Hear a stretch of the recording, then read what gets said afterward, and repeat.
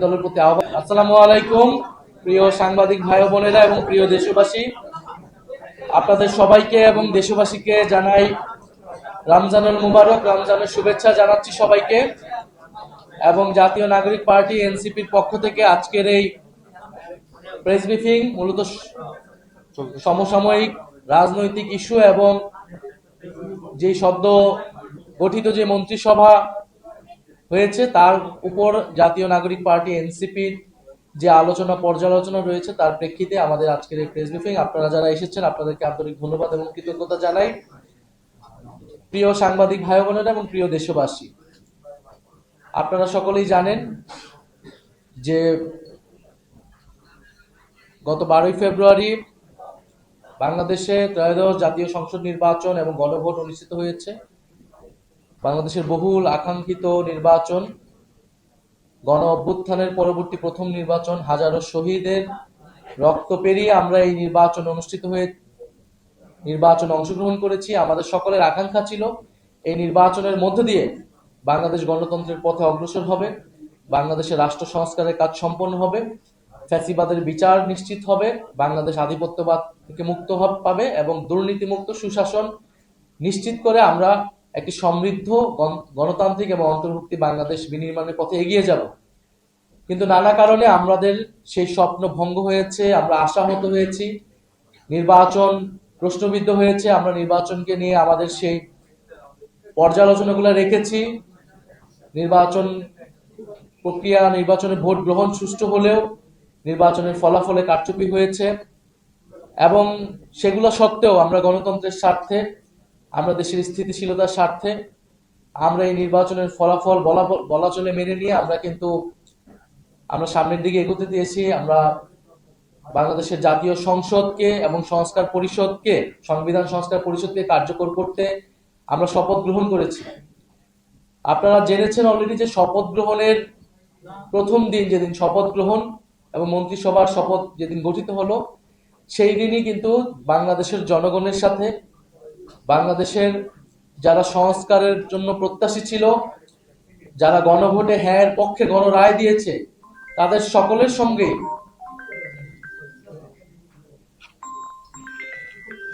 সকলের সঙ্গেই এক ধরনের প্রতারণা করা হয়েছে। সংবিধান সংস্কার পরিষদের সদস্য হিসেবে সরকারি দল তারা শপথ গ্রহণ না করে, যেখানে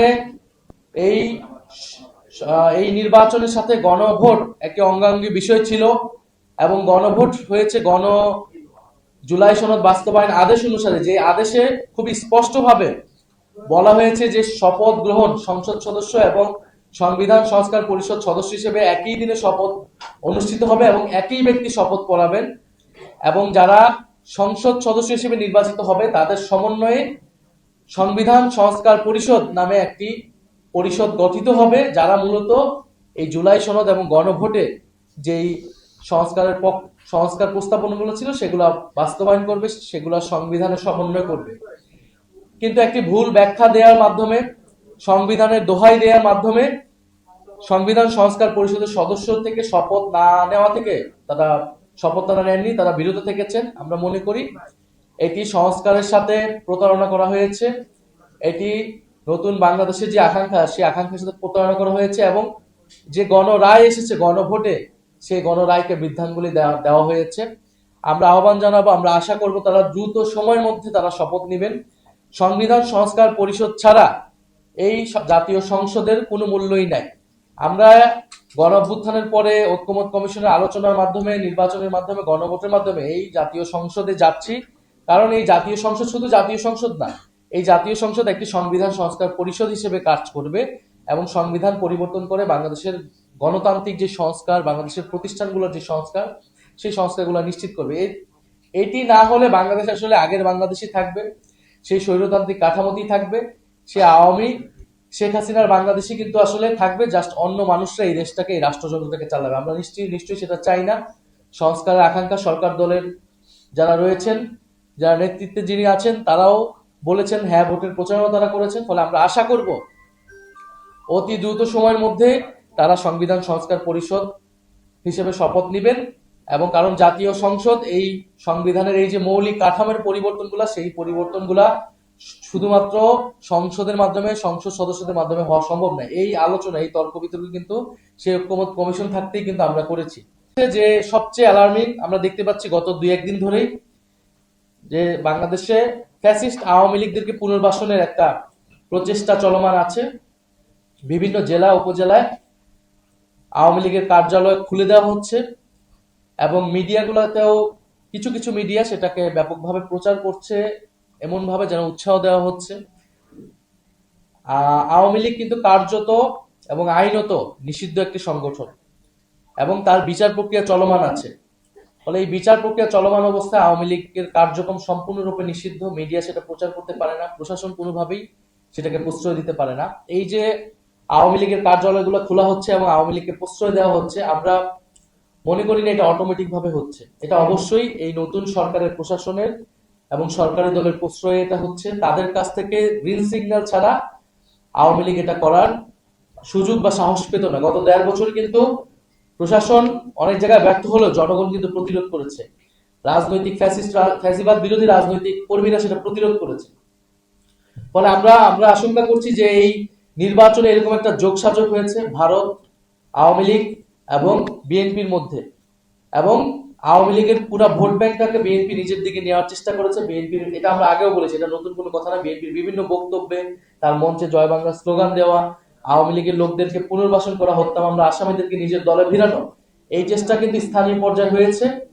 কিন্তু এইটা যদি এখন আওয়ামী লীগ সেটার বিনিময়ে, এই ভোট ব্যাংকের বিনিময়ে যদি আওয়ামী লীগের রাজনীতিকে পুনর্বাসনের চেষ্টা করা হয়, তাদের কার্যক্রমকে সুযোগ করে দেওয়া হয়, তাহলে তা কঠোরভাবে প্রতিহত করা হবে। আমরা প্রশাসনের প্রতি আহ্বান জানাবো যে 8টি বা 9টি জেলায় আওয়ামী লীগের জেলা কার্যালয় তারা তালা খুলেছে, সেটা কিভাবে হয়েছে আমরা তার জবাব দিতে চাই এবং অবিলম্বে সেটা প্রশাসনিকভাবে আইন শৃঙ্খলা বাহিনীর দায়িত্ব সেই কার্যালয় বন্ধ করা। যদি তারা ব্যর্থ হয় তাহলে আমরা কিন্তু রাজনৈতিকভাবে প্রতিরোধের ডাক দেবো সারা বাংলাদেশে, এবং সেটার জন্য কিন্তু এই সরকারকেও আমরা কিন্তু কাঠগড়া দাঁড়াবো এই ফ্যাসিস্টদেরকে পুনর্বাসনের দায়।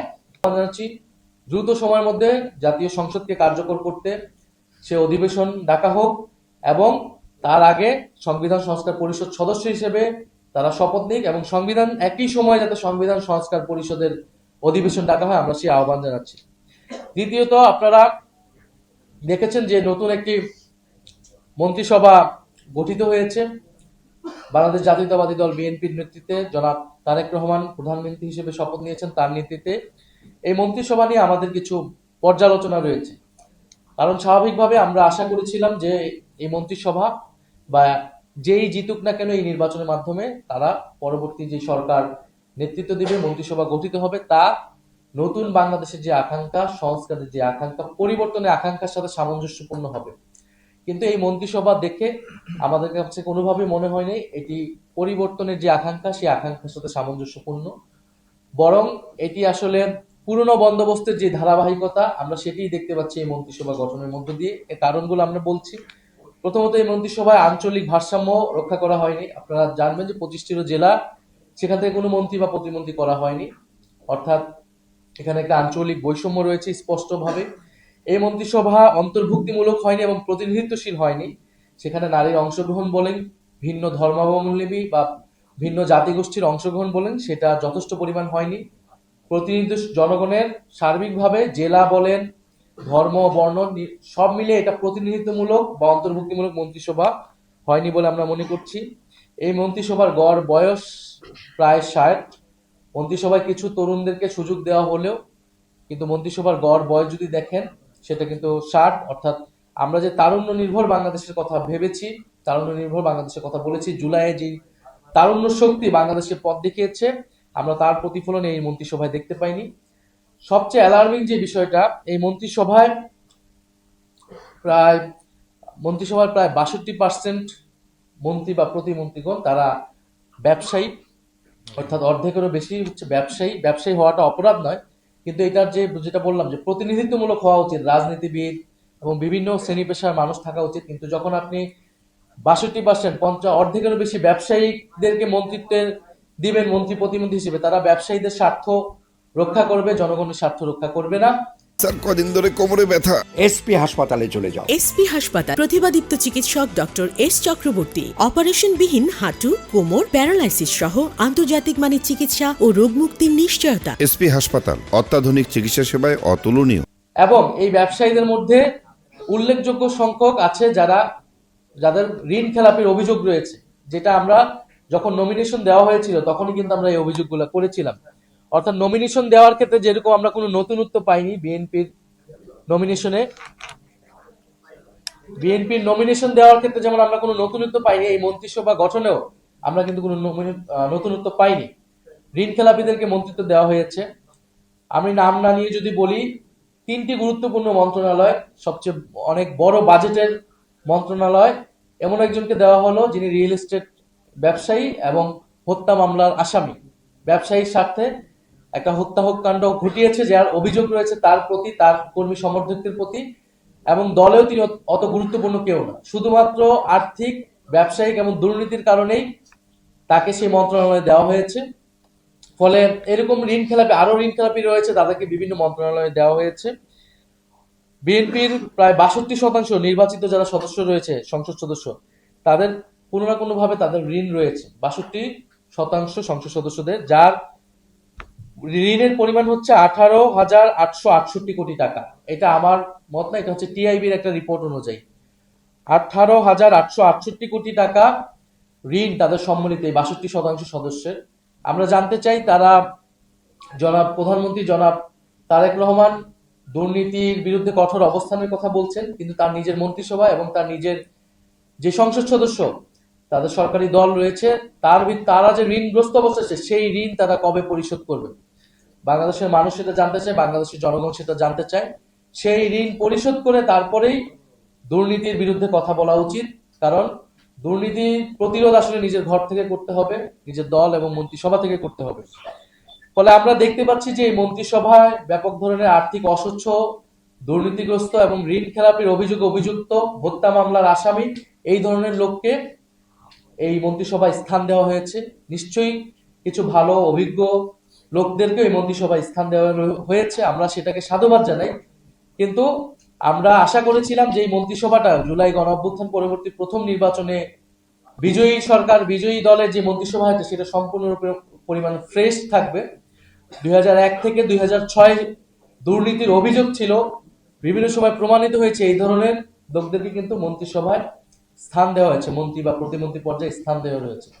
ফলে এটা আমাদের আসলে জন আকাঙ্ক্ষার সাথে যাচ্ছে না, পরিবর্তন বা সংস্কারের আকাঙ্ক্ষার সাথে এই মন্ত্রিসভা যাচ্ছে না, এবং এই মন্ত্রিসভা দুর্নীতি প্রতিরোধ করতে পারবে বলেও আমরা মনে করছি না। বরং এটা দুর্নীতিগ্রস্ত আমাদের যে মাফিয়া সিন্ডিকেট ভিত্তিক আমাদের যেই অর্থনৈতিক ব্যবস্থা, রাজনৈতিক ব্যবস্থা ছিল বিগত আমলে, আমরা দেখেছি সেটারই ধারাবাহিকতা করবে বলে আমাদের কাছে মনে হচ্ছে। তারপরে এই মন্ত্রিসভায় অন্তর্বর্তী সরকারের গুরুত্বপূর্ণ ব্যক্তিরা এই মন্ত্রিসভায় স্থান পেয়েছে। অনেকে নির্বাচিত হয়, অনেকে টেকনোক্রেট কোটায় তারা স্থান পেয়েছে। আমরা সেটা নিয়ে প্রশ্ন তুলেছি। অন্তর্বর্তী সরকারের গুরুত্বপূর্ণ দায়িত্বে ছিলেন, এখন যিনি, তিনি বিএনপির এই মন্ত্রিসভায় স্থান পায়, সেটা কিন্তু অন্তর্বর্তী সরকারের নিরপেক্ষতা, নির্বাচনের নিরপেক্ষতা নিয়ে প্রশ্ন উঠবে। আপনারা অলরেডি সেটা জেনেছেন, আমি বলেছি যে পররাষ্ট্রমন্ত্রী হিসেবে যাকে দেওয়া হলো, ডক্টর খলিলুর রহমান, এই অন্তর্বর্তী সরকারের সময় অনেক ব্যক্তিকে বিদেশ থেকে আহ্বান করে নিয়ে আসা হয়েছিল। আমরাও আহ্বান জানিয়েছিলাম, দেশের স্বার্থে, দেশের কাজের জন্য তাদের এক্সপার্টাইজকে আমরা ব্যবহার করতে চেয়েছি, যাতে দেশ এবং সরকার উপকৃত হয়। আমরা সাধুবাদ জানিয়েছিলাম। এখন সেই এক্সপার্টাইজকে যদি ব্যবহার করতে হয় পরবর্তী সময়েও, সেটা সমস্যাজনক নয়, কিন্তু এটা অবশ্যই একটা কনসেনসাসের ভিত্তিতে হতে হবে। কারণ কোনো ধরনের সমঝোতা ছাড়াই অন্তর্বর্তী সরকার কিন্তু একটা সমঝোতার ভিত্তিতে পরিচালিত হয়েছে। কোনো ধরনের সমঝোতা ছাড়াই, আলাপ আলোচনা ছাড়াই যদি অন্তর্বর্তী সরকারের গুরুত্বপূর্ণ দায়িত্ব, যিনি নির্বাচনেও গুরুত্বপূর্ণ দায়িত্ব পালন করেছেন, সেরকম একজনকে যদি বিএনপি সরকারের, এই নতুন সরকারের গুরুত্বপূর্ণ মন্ত্রণালয় দেওয়া হয়, তাহলে জনমনে এই প্রশ্ন আসবে, আমাদের মনে প্রশ্ন এসেছে।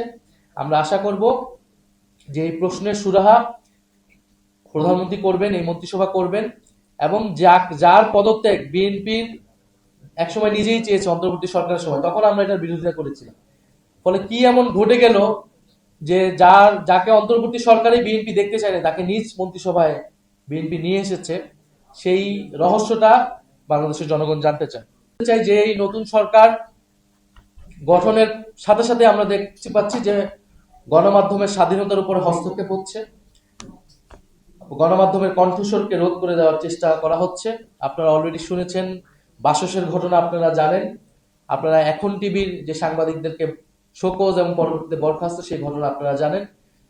আমরা মনে করি যে ভিন্ন মত থাকবে, সংবাদপত্রের কাজই হচ্ছে, গণমাধ্যমের কাজই হচ্ছে প্রশ্ন করা। সেখানে আমরা চাই না যে কোনো দলীয় গণমাধ্যম ফ্যাসিস্ট সময়ের মতো কোনো দলীয় গণমাধ্যম হোক, কিন্তু আমরা ইতিমধ্যে সেই প্রবণতা দেখতে পাচ্ছি। আমরা আশা করব এটা এটা এই মুহূর্ত থেকে এটা বন্ধ হবে, গণমাধ্যম স্বাধীনভাবে কাজ করবে এবং নির্বাচনে বা বিগত সময়ে কে কোন দলের পক্ষে কাজ করেছে এটা বিষয় না। সংবাদ মাধ্যম বা গণমাধ্যম বস্তুনিষ্ঠভাবে, সাংবাদিকরা নিরপেক্ষভাবে কাজ করবে, এটা আমরা সাংবাদিকদের কাছ থেকেও সেই দায়িত্বশীল আচরণ আশা করি। সবসময় বলে এসেছি, সরকারের কাছ থেকেও আমরা সেটা আশা করব। এবং সরকার দলীয় লোক যারা বিভিন্ন হাউজে রয়েছে তারাও যাতে ভিন্ন মতের কোনো সাংবাদিকদের উপরে বা সত্য প্রকাশ করেছে এবং কোনো সাংবাদিকদের উপরে তারা তাদের কণ্ঠ রোধ করবে না এবং স্বাধীনভাবে সাংবাদিকরা কাজ করতে পারবে। রমজান মাসে আমরা জানি যে রমজান মাসে বাংলাদেশের মানুষ ইবাদত বান্দেগি করে। আমরা চাই স্বস্তির ইফতার এবং সেহরিটা যাতে ঠিকমতো এই দেশের সাধারণ মানুষ, নিম্নবিত্তের মানুষ করতে পারে। এই জন্য দ্রব্যমূল্য নিয়ন্ত্রণে থাকা, সাধারণ মানুষের হাতের নাগালে থাকা অত্যন্ত গুরুত্বপূর্ণ।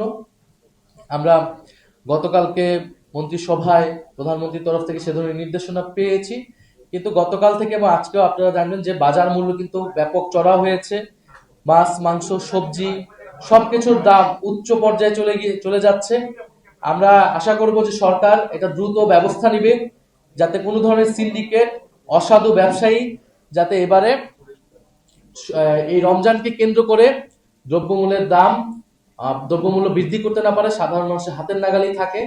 এখন এই ধরনের একটি ঋণগ্রস্ত বা দুর্নীতিপরায়ণ মন্ত্রিসভা দিয়ে এটি সম্ভব কিনা এটা আমরা নিশ্চিত নই, কিন্তু আমরা আশা করব সরকার এটাতে যাতে ব্যবস্থা নেয়, যাতে মানুষ একটু স্বস্তির সাথে এই রমজান মাসটা কাটাতে পারে।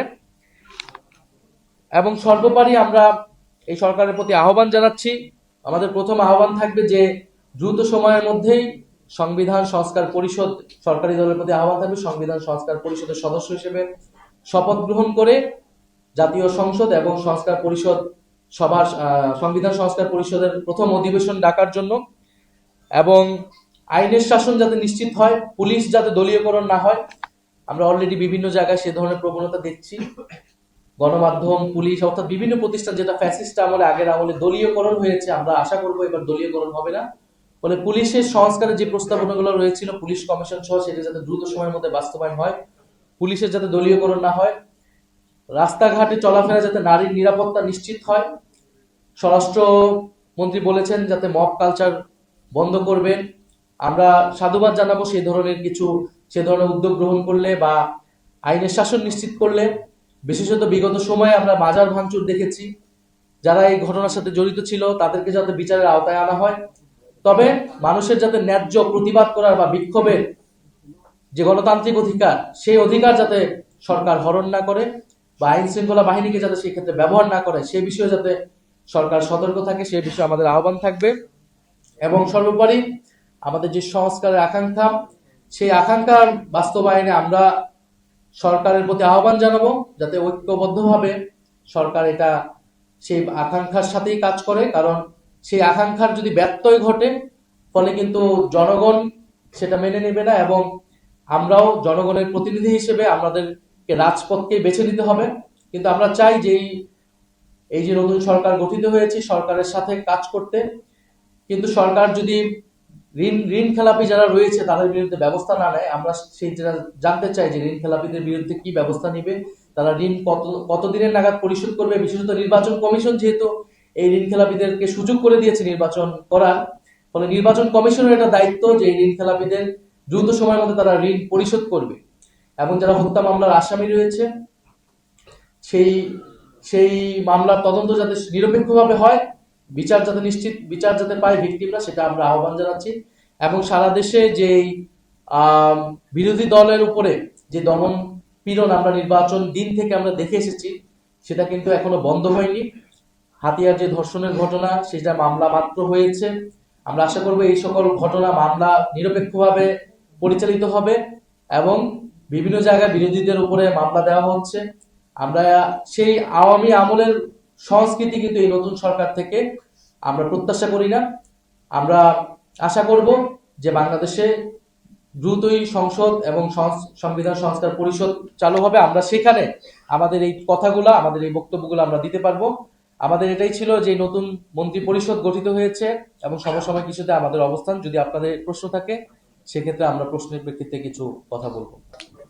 আমরা আশা করব যে ট্রাইব্যুনাল যেই গতিতে কাজ করেছে সেটা অব্যাহত থাকবে। ট্রাইব্যুনালের কোনো সেটআপ পরিবর্তন করা, যদি কারো বিরুদ্ধে কোনো স্পেসিফিক অভিযোগ না থাকে সেই সেটআপ কিন্তু পরিবর্তন করা পক্ষে নয় আমরা, বরং সেটা পরিবর্তন করলে আমাদের মনে সন্দেহ তৈরি হবে যে বিচারকে প্রভাবিত করার কোনো চেষ্টা হচ্ছে কিনা।